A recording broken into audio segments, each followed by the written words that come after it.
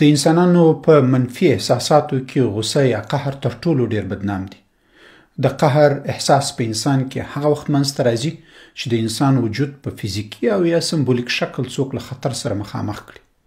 مثلا یو څوک د پر روان موټر ورټیله کړي او یا هم ته موټر چلوي او یو څوک د مخې ته موټر در واچوي او یا دا خطر په سمبولیک شکل وي لکه د انسان وقار او عزت تر سوال لاندې راشي یا یو انسان سره بې انصافي وشي، بده ګزاره ورسره وشي او یا د یو شي د لاسته راوړلو مخه یې ونیول شي.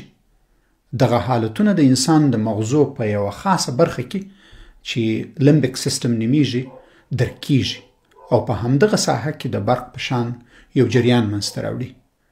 دغه جریان بیا په وجود کې له دوو مختلفو لارو په چټکۍ سره بدلونونه منځته راوړي. د لومړي بدلون په صورت کې د انسان وجود یوه کیمیاوي ماده چې کټیکولامین نومیږي افرازوي. دغه ماده په بیړه د انرژي یوه جوپه تیاروي چې د یوې حملې لپاره کفایت کوي او د یو څو دقیقو لپاره وي او هدف یې د انسان جنگ یا تیښتې ته تیارول دي.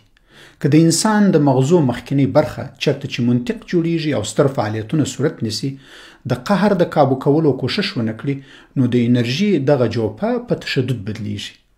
دغه عمل په دې تعلق لري چې د انسان ماغزه د حرف په اړه څه ډول اټکل کوي.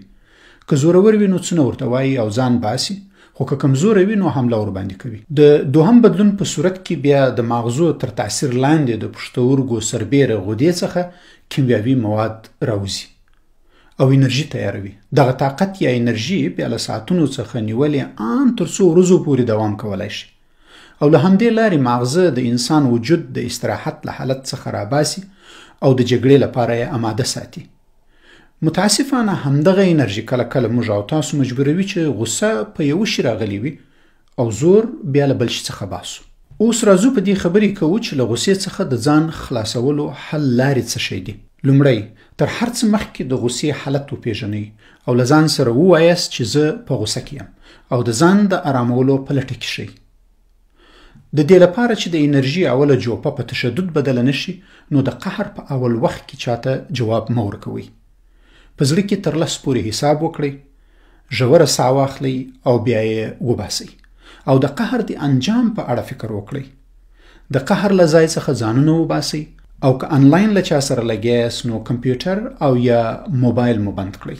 دوهم د تشدد د اوږدمهاله تیارۍ د کابو کولو لپاره ورزش وکړئ. له نږدې ملګرو او دوستانو سره د مسلې په اړه خبرې وکړئ.